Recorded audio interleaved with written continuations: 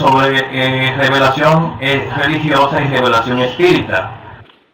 Y empieza de esta forma con este pensamiento de Manuel del libro Camino, Verdad y Vida, capítulo 156, que dice así: la revelación divina, significando lo que la humanidad posee de mejor, es cooperación de la espiritualidad sublime traída a la gente por los colaboradores de Jesús, a través de la ejemplificación de los actos y de las palabras de los hombres rectos, que, a golpe de esfuerzo propio, quiebran el círculo de vulgaridades que los rodean, tornándose instrumentos de renovación necesaria. Pues bien, este es el tema de hoy, la revelación religiosa, la verdad de Dios como va llegando aquí a la tierra, y Dios es la inteligencia suprema, causa primera de todas las cosas, que es la primera pregunta del libro de los Espíritus. Su naturaleza íntima, el hombre por su naturaleza un poco evolucionada no puede percibirla, pero Dios, nuestro Padre amoroso, como nos lo define Jesús, no nos deja al abandono. Somos sus hijos. Él nos ama y por su misericordia Él nos envía, cuando los pueblos están maduros, a sus mensajeros de luz que vienen a revelarnos sus misterios, sus designios y sus leyes, trayendo con la fecundidad de sus pensamientos elevados una era de progreso a la sociedad donde actúan. Porque el hombre, cuando sabe hacia dónde y cómo debe dirigirse, pone su empeño, supera sus limitaciones y se va iluminando interiormente, marchando hacia Dios, nuestra meta y nuestra felicidad. Pero en ese devenir histórico, cada pueblo ha tenido sus legisladores, sus misioneros, que vuelcan en cada pueblo la revelación divina que ellos pueden asimilar. Allan Kardec, en la Génesis, este libro del Pentateuco espírita, en el capítulo 1, párrafo 2, dice lo siguiente: define la palabra revelación. Tiene su origen en el vocablo latino revelare. Su raíz es de velum, que significa velo. Literalmente, ella significa salir debajo del velo. Y en su sentido figurado, significa descubrir, hacer conocer una cosa secreta o desconocida. En su acepción vulgar, se dice de toda cosa ignorada que se da a conocer. Eso sería lo que significa revelación. El carácter esencial de una revelación es que ella representa la verdad. Y siendo ella la manifestación de la voluntad divina, esta desvela a los hombres conocimientos esenciales para su mejoría espiritual. Pero la verdad absoluta solamente la tiene Dios. El hombre, a medida que evoluciona, aprende a discernir, pues se va haciendo apto para ir comprendiendo mejor la verdad divina. Para el espiritismo, las revelaciones descubren o desvelan al ser humano las cosas y los hechos espirituales que él no puede descubrir por sí mismo, sin el auxilio de los sentidos, y cuyo conocimiento le es dado por Dios a los hombres, lo cual puede darse de dos formas diferentes. Esto ocurriría la siguiente, por favor, Víctor. Ocurriría por los mensajeros de Dios, o sea, por los espíritus de alta jerarquía que transmiten sus órdenes. Por ejemplo, el Jehová de los profetas del Viejo Testamento, siendo Jehová el espíritu protector del pueblo hebreo, que tenía la misión de propagar el monoteísmo en la antigüedad. Pero esa es una de las formas, a través de mensajeros de Dios. Otra forma sería por medio de los espíritus puros, pero encarnados. Un ejemplo de ello sería Jesús, siendo ellos transmisores de las verdades divinas que ellos conocen por sí mismos, porque ya son espíritus que la comprenden, que la ejecutan en sí mismos. por su elevación, y sabían dar testimonio personal de las mismas y ser inspirado por Dios.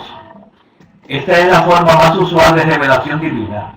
La transmisión directa, o sea, que Dios directamente se comunique con un encarnado, Kardec la rechaza, no la rechaza de todo, pero la cuestiona, por lo difícil que sería este hecho, debido a la diferencia vibratoria descomunal que existiría entre un cuerpo físico que no resistiría estos altos voltajes de la divinidad. Bien, la revelación religiosa presenta tradicionalmente dos puntos focales, que son los propósitos de Dios y la persona de Dios. Por un lado, Dios informa a los hombres al respecto de sí mismo, y fue así que el Señor tomó a Noé, a Abraham y a Moisés, informándoles sobre lo que había planeado y cuál era la participación de ellos mismos en ese plan. Por otro lado, cuando Dios envía su palabra a los hombres, que es interpretada en la Biblia como la venida personal de Dios a los individuos para tornarse conocido de ellos. Esto está un ejemplo está en el Génesis capítulo 35:7. Dios utiliza generalmente un intermediario, pero siendo un espíritu de alta jerarquía quien es el intermediario de Dios, porque Dios directamente no puede revelarse al hombre, tornarse visible, porque Dios en sí no es una persona. Dios es el ser, nuestro Padre, el ser creador, pero no es una persona personalizada per se, que nosotros tenemos que aprenderlo a ver como esa fuerza que envuelve todo el universo. Bien, pues Dios generalmente tiene que usar un intermediario, pero este intermediario suele ser un individuo o un espíritu de alta jerarquía, por lo cual, por la luz que ellos despiden, al ser de alta jerarquía, los medios que lo aprecian, los medios que reciben su influencia, lo han confundido con Dios. Esto es lo que ha creado la confusión. Pero lo importante es que el mensaje que ellos han traído ha sido lo que Dios quiere que cada pueblo reciba. La revelación religiosa puede clasificarse en general o universal y específica o particular. La primera, la general, se refiere a acontecimientos de la naturaleza que son la expresión de las leyes divinas que se expresan como principios que rigen los fenómenos naturales. Ejemplo, pues, en la química, que al poner una corriente eléctrica, el agua puede separarse en hidrógeno y oxígeno. Se puede decir que hay para la humanidad una revelación incesante, pues a través de la ciencia continuamente se van descubriendo los secretos de la naturaleza, y eso lo constatamos en el devenir de los días que vivimos. Cada día, a nivel de cada ciencia, a nivel de la astronomía, de la medicina, se va profundizando y llegando a detalles desconocidos en el ayer. Pues así tenemos que la astronomía reveló el mundo astral de los astros, la química, la ley de las afinidades, la fisiología, las funciones del organismo, etc. Siendo Copérnico, Galileo, Newton, Laplace, Lavoisier fueron reveladores. Esto afirma Kardec en el capítulo 1 de la Génesis, párrafo 2. La segunda forma, o sea, de ser clasificada la revelación religiosa, es la particular o específica. En especial, se refieren a los actos divinos propiamente dichos, considerados en principio como de naturaleza sobrenatural o milagrosa, que puede desvelarse en meditación, en una introspección profunda, en un éxtasis, por intuición, por inspiración. Es ya algo más, una vivencia más personal, más de la persona, pero estos grandes iniciados del pasado han transmitido lo que ellos han conocido del ser divino y de lo que la divinidad quiere de nosotros, los hombres encarnados. Es importante señalar que esta clasificación es meramente didáctica, porque en rigor todo viene de Dios, el Creador Supremo. Todas las revelaciones, generales o particulares, parten de esta fuente única, que es Dios, que el hombre va conociendo poco a poco a medida que va desarrollando su raciocinio y va despertando su conciencia ¿hacia qué? Hacia lo superior. O sea, va madurando espiritualmente hablando. Dios se manifiesta a los hombres a través de los propios hombres, como dice Kardec. Todos los pueblos han tenido sus reveladores, y aunque todos ellos hayan estado lejos de conocer la verdad absoluta, fueron providenciales y adecuados al tiempo y al ambiente social en que vivían. Esto está en la Génesis capítulo 1, párrafo 8. Ellos, estos reveladores, a pesar de los errores existentes en su doctrina, porque vamos a decir, el gran revelador que trajo la ley de Dios pura, completa, fue Jesús, el máximo revelador. Los demás han sido los enviados de Jesús, y uno que más, otro que menos, tuvieron algún defectito en sus revelaciones, debido a eso mismo, a la perfección humana. A pesar de los errores existentes en su doctrina, ellos, esos reveladores, despertaron los espíritus y sembraron los gérmenes de progreso que más tarde habían de florecer gracias al cristianismo, que poco a poco ha ido difundiéndose, explayándose por todo el mundo. Es incorrecto entonces anatematizarlos en nombre de la ortodoxia que tanto daño ha hecho. Y un día todas ellas, las revelaciones o religiones, se fundirán en una sola, bajo la bandera de Dios, la inmortalidad del alma y la caridad, que es el medio más seguro de desarrollar las virtudes que reflejan en nosotros el amor divino, que es la esencia de Dios. En nuestra cultura judeo-cristiana, la primera revelación está representada por los 10 mandamientos, código de moral aún hoy vigente y base de la justicia en nuestra cultura occidental. 1400 años después vino Jesús, y que nos trajo el Evangelio, enseñando y ejemplificando él mismo las verdades divinas que dignificaban al hombre y le hacían salir de la ignorancia espiritual, escribiendo sus enseñanzas en sus corazones. Por lo tanto, viviendo y practicando sus postulados en sus propias vidas de los discípulos de Jesús en los primeros tiempos. Fueron recopiladas sus enseñanzas por medio de la Buena Nueva, su mensaje de liberación, que hoy llamamos el Evangelio, que son sinónimos. Evangelio significa Buena Nueva. Pero las enseñanzas de Jesús modificaban poco en aquella época al hombre interiormente. Ellos estaban acostumbrados a adorar, digamos, infantilmente a Dios con actos exteriores, a parecer buenos, pero no necesariamente ser buenos. La doctrina de Jesús era revolucionaria, exigía la modificación real del hombre interiormente. Por eso la mayoría no la entendieron. Y por el atraso moral predominante en aquella época, poco a poco, el foco de luz que él representó fue desvirtuado, mancillado y opacado su mensaje redentor. Dice Kardec en la Génesis lo siguiente: desgraciadamente, en todas las épocas, las religiones han sido instrumentos de dominación, y por los intereses divinos son sustituidos por los intereses terrestres y mezquinos. Y eso ha pasado no solamente con la doctrina de Jesús, ha pasado con todas las religiones, por la inferioridad moral que predomina en la tierra. Por eso Jesús, como un gran profeta o un gran medio, en este caso él sabía que todo esto iba a acontecer, que iba a ocurrir, y por eso nos promete un consolador.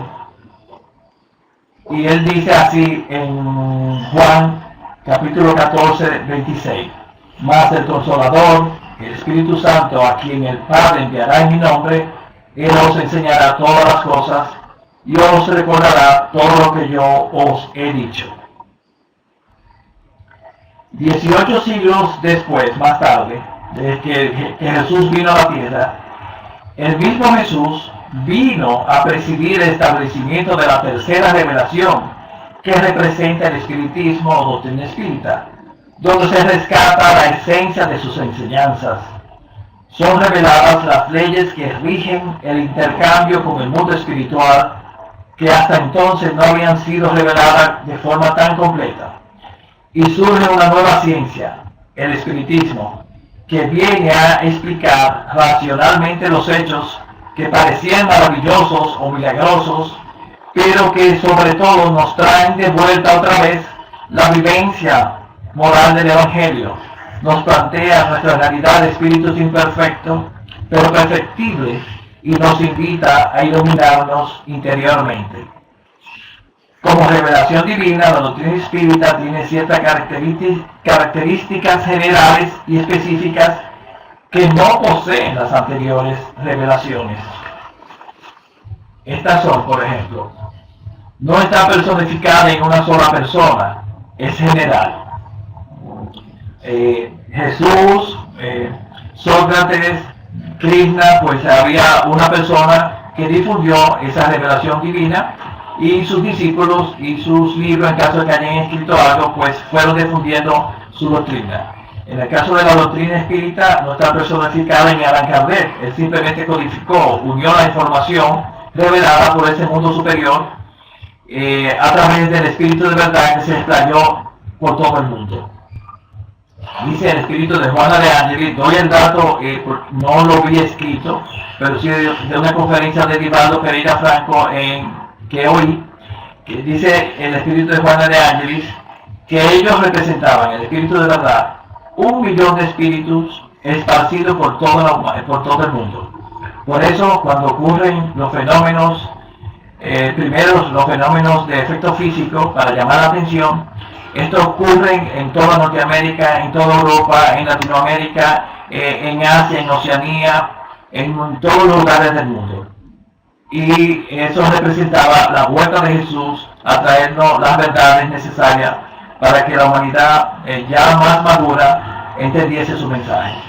La revelación espírita es continua, como toda ciencia. Fíjense, la ciencia, la medicina, la física, la biología son continuas, se van descubriendo nuevos aspectos desconocidos hasta el momento. Nuevas teorías van sustituyendo las viejas. Entonces la doctrina espírita también es continua. Hay nuevos conocimientos que van complementando lo anterior. Es racional y apegada a la lógica. Es una ciencia de experimentación que todos pueden constatar. Es a la vez una revelación divina y científica. Para la doctrina espírita, Jesús es el modelo y guía de la humanidad. Y la doctrina espírita representa el consolador prometido por Jesús. Existen ciertas características generales de la doctrina espírita, como son: hay una revelación incesante en la humanidad, ya lo había dicho antes, pero ahora lo voy a explayar más. Ella no es estacionaria ni absoluta, o sea, no se circunscribe a las 5 obras de Allan Kardec. En la medida que la humanidad avanza, se va desarrollando aspectos de la doctrina. Por ejemplo, vemos en los tiempos a Kardec, a León Denis, Gabriel Delaine, que son los clásicos del espiritismo en Francia. Y Kardec y León Denis tratan los aspectos filosóficos de la doctrina, Kardec también los aspectos científicos, la parte de la mediunidad, la parte el aspecto práctico de la doctrina. Gabriel Delaine se enfocó más en la parte científica, las demostraciones de los principios de la doctrina espírita a través de experimentación en laboratorios. Y él escribió mucho al respecto y era un conocedor profundo de la doctrina espírita.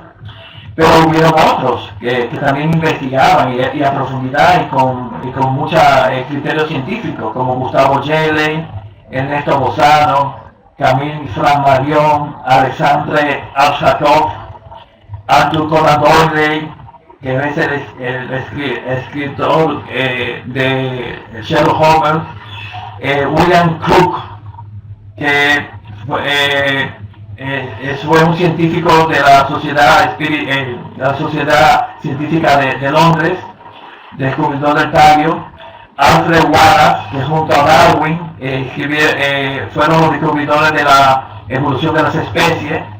En España hubieron también sus espíritus de avanzada, como José María Fernández Colavide, Miguel Vives, Amalia Domingo Soler y otros. Pero la revelación continúa. Ya en el siglo XX tenemos, a ejemplo, la obra de Francisco Cándido Javier, la obra de Nivaldo Pereira Franco y Ivonne de Pereira Amaral. Todos ellos van desvelando nuevos aspectos de la doctrina espírita. Con las obras de Cándido Javier, Nivaldo y Ivonne de Pereira, cada uno desvela y desmenuza cómo es ese mundo espiritual, para que sepamos realmente lo que nos espera en la vida futura y cómo podemos aprovechar más la oportunidad terrestre que tenemos. Y el conocimiento espírita nos abre los caminos a muchas realizaciones en el campo de la caridad, sabiendo todos esos conocimientos.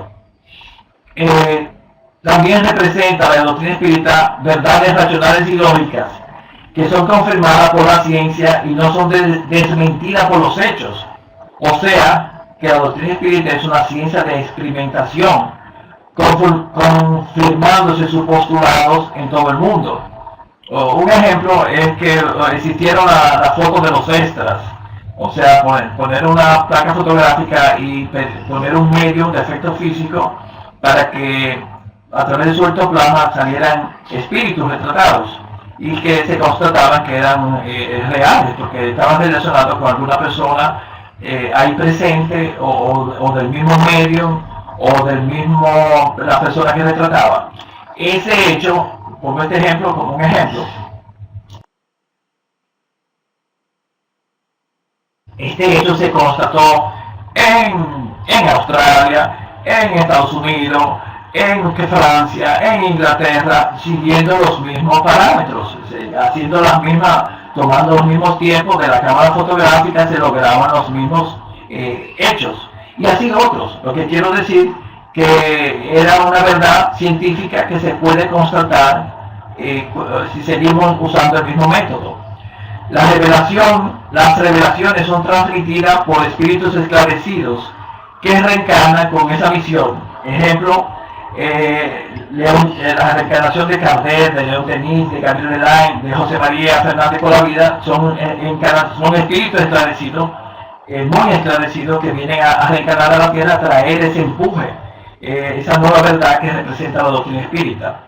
Los caracteres más específicos de la revelación espírita son que el espiritismo nos ofrece explicaciones concretas y claras sobre el mundo invisible que nos rodea, sus relaciones con el mundo visible, la naturaleza y el estado de los seres que lo habitan, y, en consecuencia, el destino del hombre después de la muerte. Es una auténtica revelación en el sentido científico de la palabra. Y como vemos, nos revela la vida futura, que es importante entenderla, que es la vida que nos espera a todos, y que realmente durante el sueño ya entramos en esa vida futura. Pero entraremos de lleno después de nuestra más llamada muerte. Por su naturaleza, la revelación espírita tiene un doble carácter. Participa al mismo tiempo de ser a la vez una revelación divina y una revelación científica. Se basa, como las demás ciencias positivas, en la observación de los hechos. Levanta hipótesis, aplica el método experimental, o sea, el método racional lógico, que tiene como norma la observación, la comparación y análisis, remontándose de los efectos a las causas y no estableciendo una hipótesis o ideas que no sean el resultado de la evidencia bien sopesada de los hechos analizados. Como actuó Kardec, realmente así fue que actuó en toda la codificación espírita. Recibía las informaciones, constataba, observaba y analizaba, levantaba su hipótesis, la preguntaba a los espíritus o la ponía en práctica en la vivencia con el plano espiritual. El espiritismo tiene como principio que Jesús es el modelo y guía de la humanidad. Según informa Emmanuel, Jesús es el gobernador del planeta Tierra y nosotros, sus habitantes, somos sus tutelados. La revelación espírita tiene como propuesta fundamental revivir y explicar en espíritu y en verdad las enseñanzas del Maestro Jesús. Por esa razón es conocido como el Consolador Prometido o el cristianismo revivido, que representa lo mismo. Cristianismo revivido porque en los primeros siglos del cristianismo se vivió la enseñanza de Jesús, la práctica con el intercambio con el mundo espiritual existía como existe en el espiritismo.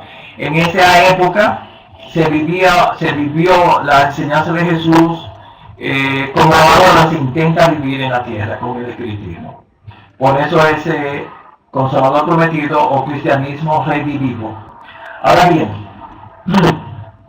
bien, ya hemos sido nosotros llamados a las líderes de la doctrina espírita, a las filas del Consolador, y somos todos invitados de múltiples formas o maneras a trabajar en la viña del Señor, lo cual puede manifestarse de distintas formas según nuestras personalidades y los talentos que se nos hayan dado antes de reencarnar para cumplir con nuestra contribución personal en aras del bien y de la verdad.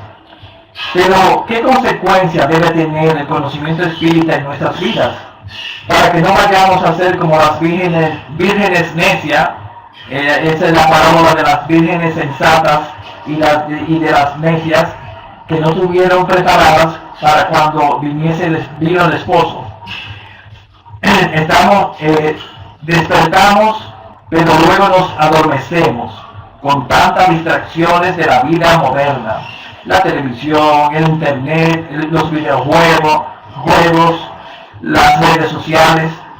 Nos podríamos parecer a las ovejas locas, fascinadas por los pastos verdes, pero que se salieron de la seguridad y vigilancia del buen pastor, que es Jesús, que es representado por nuestros guías espirituales, que representa para nosotros, que esperan por nosotros para trabajar en el bien, por la verdad, por la divulgación de esta maravillosa doctrina, siendo esta la mayor caridad que podemos hacer, pues la ignorancia es la fuente de muchos desatinos y sufrimientos aquí en la tierra.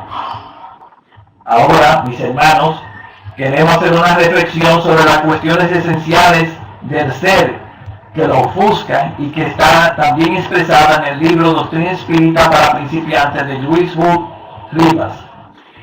Él dice así en este libro: el espiritismo responde a las cuestiones fundamentales de nuestra vida, como quién soy antes de nacer, quién soy, antes de nacer, quién era, después de la muerte, qué seré, por qué estoy en el mundo, por qué unas personas sufren más que otras, por qué algunos nacen ricos y otros pobres, por qué algunos ciegos, paralíticos, débiles mentales, etc., mientras otros nacen inteligentes y saludables. ¿Por qué Dios permitiría tan gran desigualdad entre sus hijos? ¿Por qué hay tanta miseria en el mundo y la tristeza supera la alegría? ¿Por qué los malos sufren menos que otros que son buenos?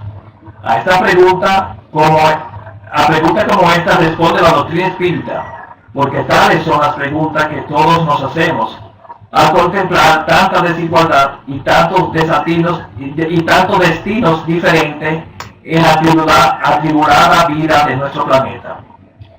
Pero, haciendo una reflexión, ¿qué aportación nos hace el espiritismo? Entonces, ¿qué aportación nos hace el espiritismo a nosotros mismos?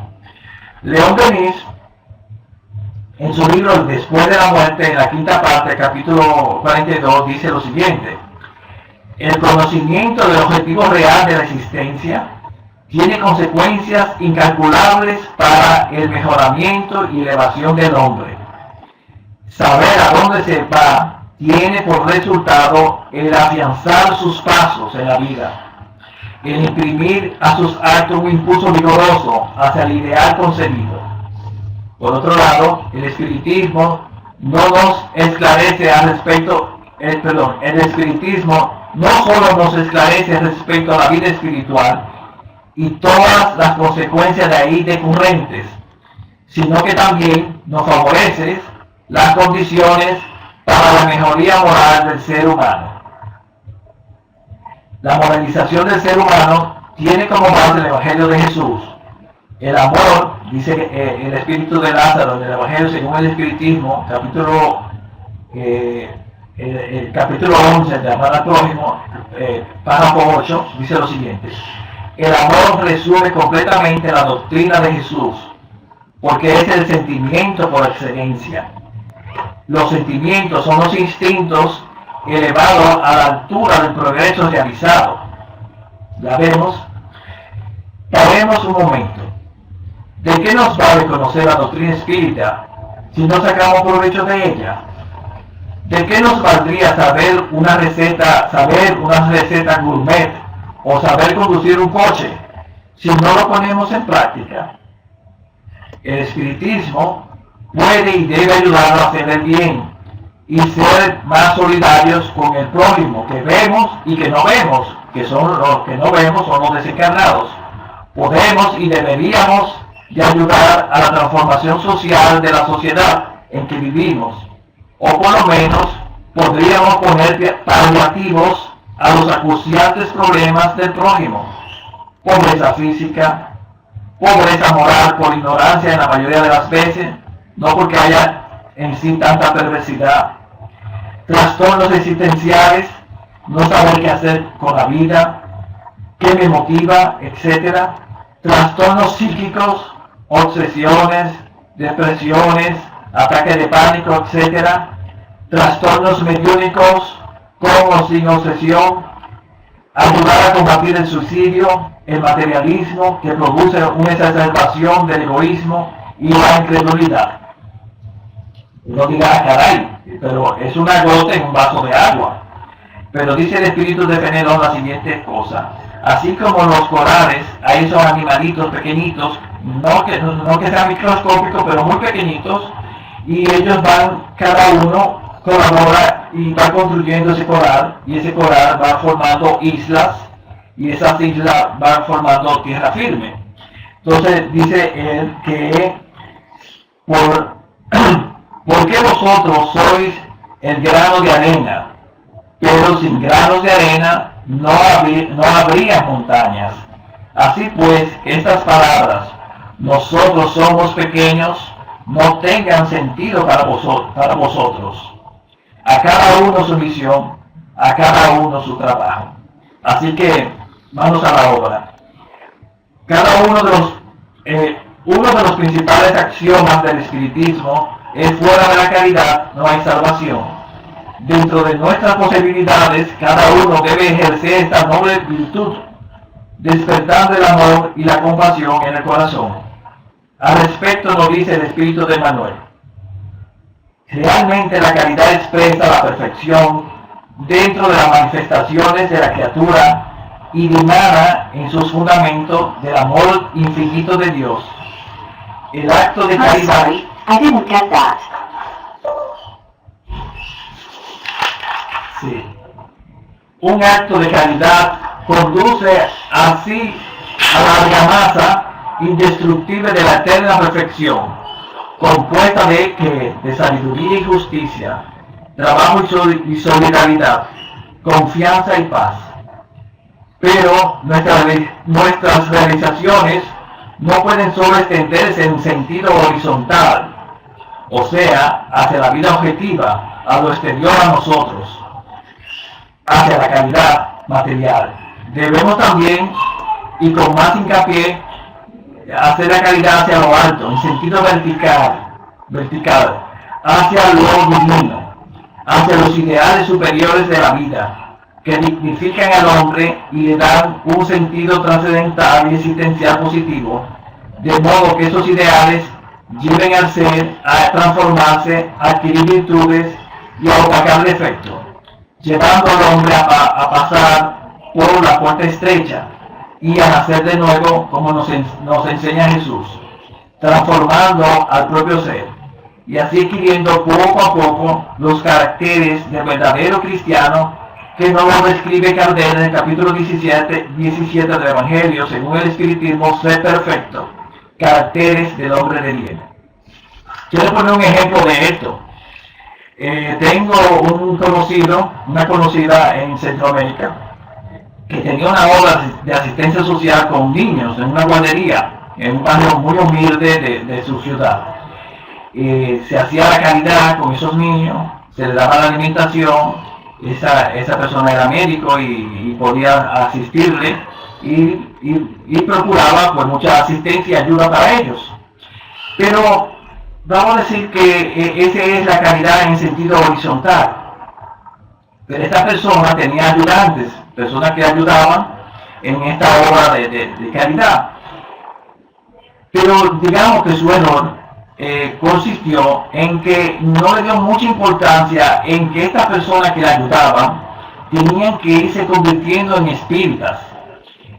Ayudaban porque esta persona quizás le daba trabajo, ayudaban por distintas razones, y porque ella a través de su mediunidad pudo ayudarle a salir de situaciones y problemas.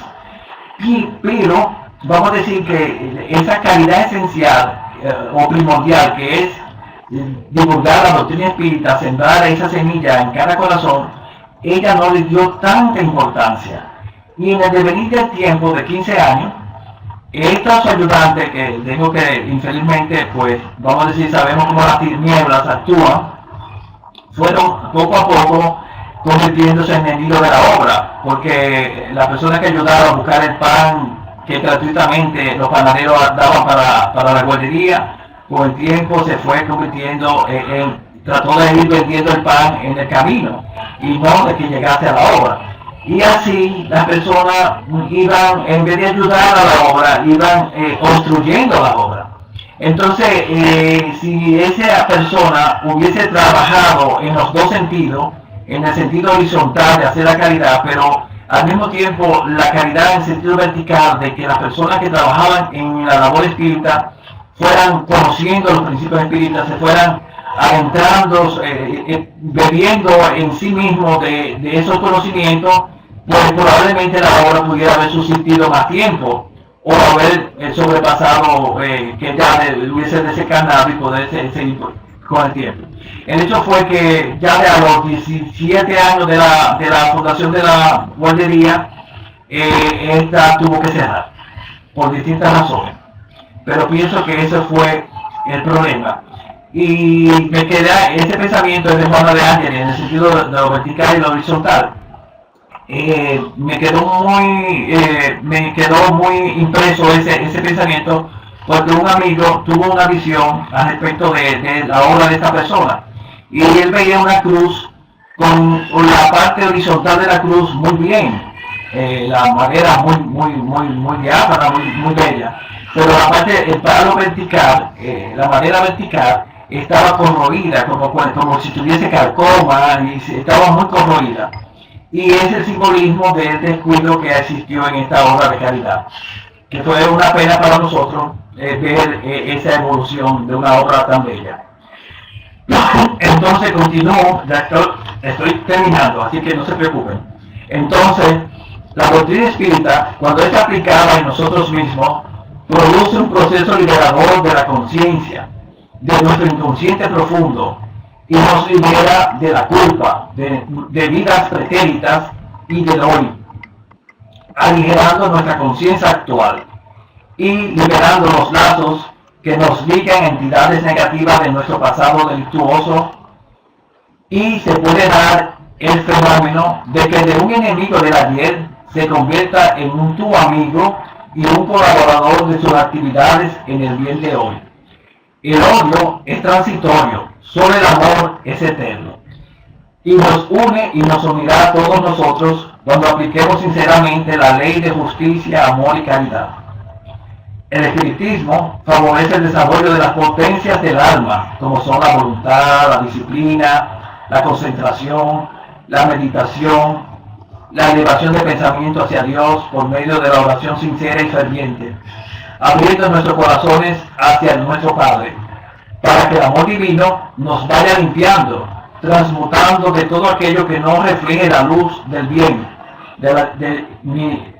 y que refleje el amor de nuestro Padre.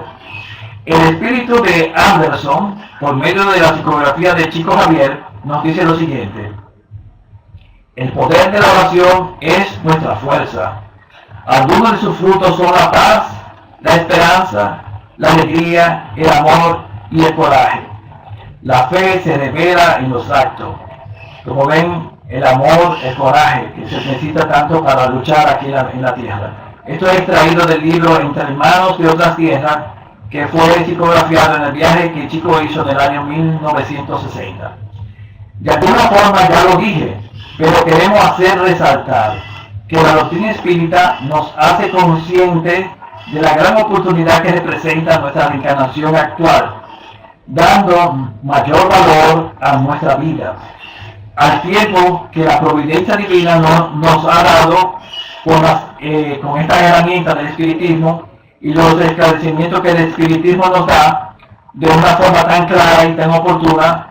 Nos vamos liberando de nosotros mismos, de nuestros miasmas, de nuestras limitaciones, sirviendo a ella de apoyo para vencer los desafíos a los que nuestra existencia actual nos empuja por ley de causa y efecto. Querámoslos o no, la ley de causa y efecto nos enfrenta con esos desafíos. Entonces, para terminar, yo quería encontrar un mensaje que habla de espírita cuando cumple 25 años dentro de la doctrina, que el cambio debiera tener. Pero en realidad no lo pude encontrar. I didn't catch that. Ok, entonces a través de este libro de Albino Teixeira queremos resaltar lo siguiente en esta conferencia. Él refleja esa señal espírita que debe existir en nosotros. Cuando la persona entró en el espiritismo, es fácil verificar. Basta perquirir un fichero o escuchar una indicación. Entre tanto, a fin de confirmar si el espiritismo entró en la persona, es indispensable que la propia criatura haga mención de eso a través de manifestaciones evidentes en su diario vivir. Veamos 10 de las inequívocas expresiones de la señal espírita en la individualidad, que siempre se representa por el designativo más en los dominios del bien, que más servicio espontáneo y desinteresado a los semejantes, más empeño en el estudio, más noción de responsabilidad, más celo en la obligación, más respeto a los problemas de los demás, más devoción a la verdad, más cultivo a la compasión, más equilibrio en las actitudes, más dulzura en la conversación, más ejercicio de paciencia. Ser espírita en el hombre, delante del mundo, en verdad ya significa traer leyenda honrosa y de coraje en la personalidad, pero eso no basta. Pero para que una criatura sea espírita al frente de los buenos espíritus, fíjense al frente de quién, al frente de los buenos espíritus, es necesario presentar la señal espírita de la renovación interior, que ante la vida mayor tiene la importancia que se confiere en la tierra a las prerrogativas de un pasaporte o el valor de un certificado. Albino Teixeira, el espíritu de Albino Teixeira. Hasta aquí mi exposición. Gracias